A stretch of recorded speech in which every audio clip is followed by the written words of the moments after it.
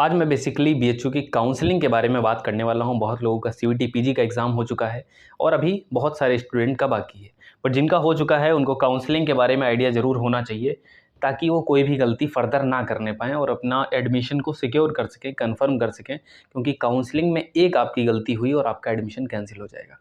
कुछ बहुत सारी इंपॉर्टेंट बातें हैं जो आपको जान लेनी चाहिए कि किस तरह से ये सारी चीज़ें होने वाली हैं। जैसे बीएचयू की जो काउंसलिंग होगी उसका फॉर्म कब आएगा और फॉर्म को कैसे भरना है, क्या-क्या बातें आपको ध्यान रखनी है। बीएचयू में जो हॉस्टल मिलते हैं, कौन सी गलती है जो हम फॉर्म में कर देते हैं जिसकी वजह से हमारा हॉस्टल नहीं मिलता है, कितनी फ़ीस होती है, कब फॉर्म आता है, ये सारी चीज़ें आपको इस चैनल पे पता लगेंगी। सबसे पहले आपको क्या करना है, एक आपको कैप यूजी करके कंबाइंड, ठीक है, कैप पीजी, ठीक है, ये एक पीजी की वेबसाइट है जो आपको अभी यहाँ पे दिख जाएगी। तो यहाँ पर आपकी काउंसलिंग होगी जो कि पीजी की काउंसलिंग होने वाली है और इसके 3 स्टेप हैं। इन 3 स्टेप में आपको बिल्कुल भी गलती नहीं करनी। पहला है क्या है, प्रोफाइल कंप्लीशन। इसमें आप जैसे ही एनटीए का सीयूटी एप्लीकेशन नंबर डालेंगे और अपना पासवर्ड डालेंगे, ठीक है, उसको आप लॉगिन कर सकते हैं। न्यू रजिस्ट्रेशन करके फिर आप लॉगिन करेंगे जो भी आप पासवर्ड बनाएंगे। तो ये पहला स्टेप है। वहाँ से आपकी कुछ इन्फॉर्मेशन ऑटोमेटिक उठा ली जाएगी। उसके बाद आपका क्या है, प्रोग्राम एप्लीकेशन। देखिए इस स्टेप में आपको क्या क्या करना पड़ेगा। इसी में आपसे पूछा जाएगा कि आपको हॉस्टल चाहिए या नहीं, है ना, तो यस या फिर नो। तो मोस्टली लोग यस ही करें तो ज़्यादा बेहतर है ना, क्योंकि हॉस्टल सबको ही चाहिए होता है। एक हॉस्टल लाइफ बहुत अच्छी लाइफ होती है जो सबको जीनी चाहिए। तो हॉस्टल यहाँ पे पूछा जाएगा। यहाँ पे एक और इम्पॉर्टेंट चीज़ होती है, आपको अपना बैंक डिटेल भैया क्या काम आएगी अभी बता रहा हूँ, ठीक है। बैंक डिटेल फिल करनी पड़ेगी।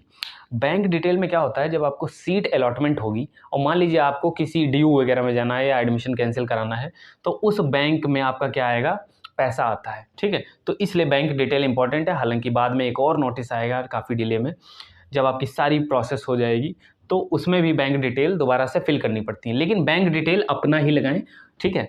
जहाँ भी आप फॉर्म फिल करवा रहे हैं उनका हम नहीं लगाना है। बैंक डिटेल अपने घर में ही किसी का लगाइए, कोई दिक्कत वाली बात नहीं। दूसरी चीज़, ये जो आप फॉर्म भरेंगे इसकी फ़ीस कितनी होगी, जो कि नॉन रिफंडेबल फ़ीस है।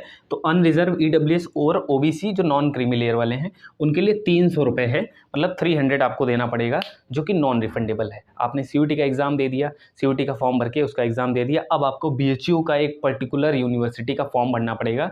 ऐसे ही आपको ड्यू का भरना पड़ेगा, ऐसे ही आपको इलाहाबाद का भरना पड़ेगा, ठीक है। अब आप अगर पीडब्ल्यूडी या एससी एसटी कैटेगरी से हैं तो आपको 150 रुपये का फॉर्म भरना पड़ेगा, जो कि नॉन रिफंडेबल फ़ीस होगी। उसके बाद क्या है, उसके बाद आपको रजिस्ट्रेशन फ़ी कर देनी है, मतलब सबमिट कर देनी है। रजिस्ट्रेशन फ़ी ये वाली जो फ़ीस है, आप जैसे ही दोगे आपका फॉर्म सबमिट हो जाएगा। उसके कुछ टाइम बाद अलॉटमेंट शुरू होंगे। अलॉटमेंट के बीच में एक प्रोग्राम एप्लीकेशन, या बात करें प्रेफरेंस सिलेक्शन। प्रेफरेंस सिलेक्शन से कहने का मेरा मतलब ये है कि मान लीजिए आपको एमएससी बॉटनी या जूलॉजी, आपने 2 एग्ज़ाम दिए सीयूटी पीजी में। अब आपको बॉटनी करना है या जूलॉजी करना। मान लीजिए बॉटनी आपने क्या किया, प्रेफरेंस बनाया, बॉटनी को आपने फर्स्ट पे रख दिया और सेकंड पे आपने किसको रखा, मान लो जूलॉजी रखा, ठीक है। एक और चीज़ होती है कि जब आप प्रेफरेंस बनाते हैं तो आपसे 2 चीज़ें पूछी जाती हैं, आप पेड सीट लेना चाहते हैं या रेगुलर सीट, ठीक है। पेड सीट में अगर आपको डिटेल में जानना है तो बताइएगा, कमेंट करिएगा तो मैं उस पर वीडियो बनाऊंगा। रेगुलर सीट का मतलब ये है, रेगुलर सीट जो है नॉर्मल सीट होती है, जो आप नॉर्मल कट ऑफ पे फाइट करोगे और उसकी जो फीस है वो कम होती है। वहीं पेड सीट की बात करें तो पर सेमेस्टर फीस बहुत ज़्यादा हो सकती है। तो पेड सीट वही स्टूडेंट लेते हैं जो उस चीज़ को एफर्ट भी कर सकते हैं और उनको एडमिशन कन्फर्म होना की चाहिए होता है। अब देखिए, पिछली वीडियो में मैंने कट ऑफ के बारे में बताया, एमएससी केमिस्ट्री कट ऑफ, उसको भी देख लेना।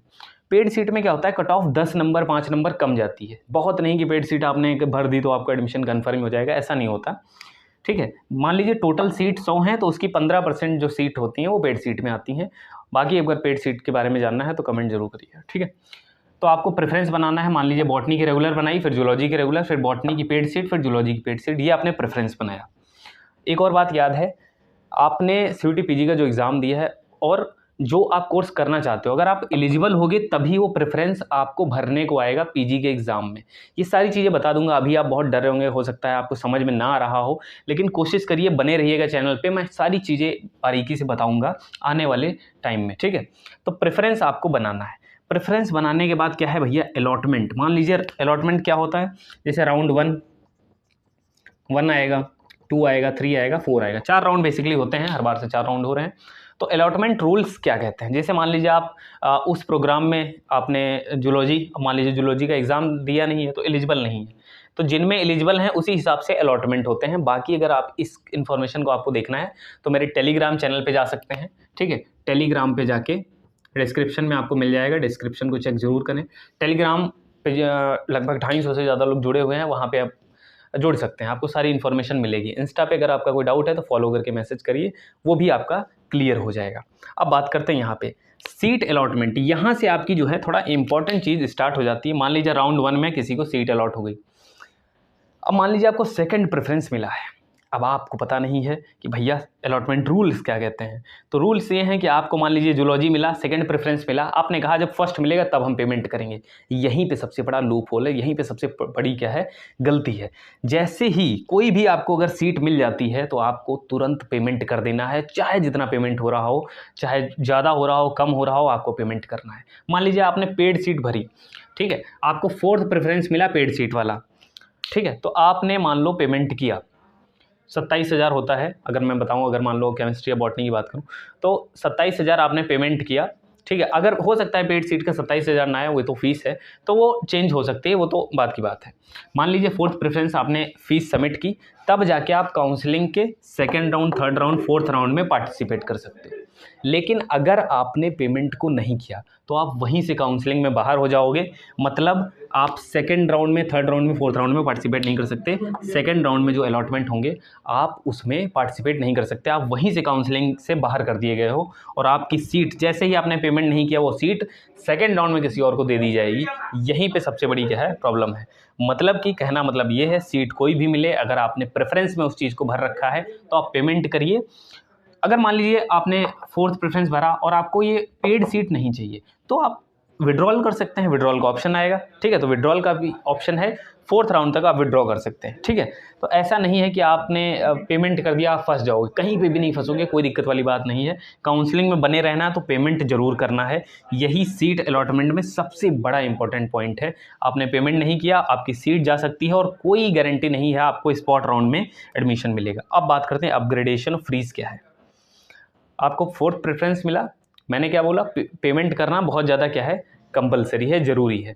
आपने पेमेंट जैसे ही किया, फिर आपके पास दो ऑप्शन होंगे, या तो आपको प्रेफरेंस लॉक करना है, लॉक मतलब आपको फोर्थ प्रेफरेंस चाहिए, नहीं चाहिए तो आप अपग्रेड लगा दो। अपग्रेड का मतलब भैया मुझे अभी मेरा प्रेफरेंस नहीं मिला है, मैं ऊपर वाला चाहता हूँ, ठीक है। तो मैंने क्या किया, फोर्थ वाले को क्या किया, अपग्रेड पे लगा दिया। अपग्रेड पे लगाया मतलब अब मैं क्या करूंगा, सेकंड राउंड में जब अलॉटमेंट होगा मैं चेक करूंगा, अच्छा मेरा अपग्रेड हुआ कि नहीं। अगर हो सकता है आपका थर्ड हो जाए, अगर आपने कट ऑफ नहीं क्लियर कर पाएंगे तो आपका वही रहेगा, तो आपको कुछ उसको छेड़ना नहीं हो, अपग्रेडेशन पे ऑटोमेटिक लगा हुआ है। ध्यान रखिए, एक बार अगर आप अपग्रेड कर देते हैं तो आप उसको फ्रीज नहीं कर सकते, कब तक, जब तक चौथा राउंड खत्म नहीं हो जाता। चौथा राउंड खत्म हो जाएगा तो ऑटोमेटिक क्या हो जाएगा, वो फ्रीज हो जाएगा, ठीक है। ये है फ्रीज का मतलब होता है कि आप उस चीज़ को लॉक करना चाहते हो। मान लीजिए किसी को पहला प्रेफरेंस मिल गया तो वो उसको लॉक कर दे, ठीक है, फ्रीज कर दे, लॉक कर दे, एक ही बात है। नहीं करेंगे तो ऑटो फ्रीज हो जाएगा पहला प्रेफरेंस मिलने के बाद। अब क्या है, एडमिशन कैंसिलेशन। एडमिशन कैंसिलेशन मतलब वही मैं विड्रॉल वाली बात कर रहा था कि आपने मान लीजिए विड्रॉल मार दिया अगर, ठीक है, अगर आप विड्रॉल मार देते हो तो आपको क्या है, पूरी फीस आपकी वापस हो जाएगी। ये फीस वापस होगी, ये फीस नॉन रिफंडेबल है। तो आपने जो कोर्स के लिए फ़ीस सबमिट की है वो आपको वापस मिल जाएगी, ये है। दूसरी चीज़ है स्पॉट राउंड। मान लीजिए आपको चारों राउंड में कोई भी एडमिशन नहीं हुआ, अगर चारों राउंड में एडमिशन नहीं हुआ है तो स्पॉट राउंड का न्यू रजिस्ट्रेशन आएगा। अब आप स्पॉट राउंड में पार्टिसिपेट कर सकते हैं। स्पॉट राउंड के लिए एक डिटेल में वीडियो बनाऊंगा, बस अभी इतना समझ लो, अगर आपका रेगुलर राउंड में कोई भी एडमिशन नहीं हुआ है तो आप स्पॉट में आजमा सकते हैं। सीटें बहुत कम होती हैं क्योंकि आपको पता है मोस्ट ऑफ दी सीट यहाँ पे भर जाती हैं, यहाँ पे कुछ सीटें मिलती हैं, तो ये चीज़ है। अब दूसरी चीज़ देखते हैं, फिजिकल डॉक्यूमेंट वेरिफिकेशन। ये लास्ट स्टेप है आपके एडमिशन का। यहाँ पे क्या होता है कि फिज़िकल डॉक्यूमेंट वेरिफिकेशन, आपको सारे जो आपके डॉक्यूमेंट होते हैं वो आपको बीएचयू में लाने होते हैं और वेरीफाई कराने पड़ते हैं कि हाँ मैंने आपको जितने भी डॉक्यूमेंट ऑनलाइन दिखाए हैं वो सारे सच हैं, सही हैं, कोई भी उसमें खामी नहीं है। और फिर वहाँ से आपको एक छोटी सी क्या है पासबुक मिल जाती है जिस पे बीएचयू लिखा होता है, काशी हिंदू विश्वविद्यालय। और फाइनली आप क्या हो जाते हैं, बीएचयू के मेंबर हो जाते हैं, बीएचयू के स्टूडेंट हो जाते हैं, जो कि अपने आप में एक बहुत गर्व की बात है। ये सारी प्रोसेस है क्या है काउंसलिंग की। फर्दर अगर आपका कोई डाउट है तो मैंने फिर कहा आप डिस्क्रिप्शन को ज़रूर चेक करिए एक बार, ठीक है। आप हमारे ग्रुप से जुड़िए, कहाँ पे, टेलीग्राम पे जुड़िए, एक व्हाट्सएप ग्रुप ही वहाँ पे जुड़िए काउंसलिंग की हेल्प के लिए। आप इंस्टाग्राम पे हमको क्या कर सकते हैं, फॉलो करके मैसेज कर सकते हैं अगर आपका कोई भी डाउट है।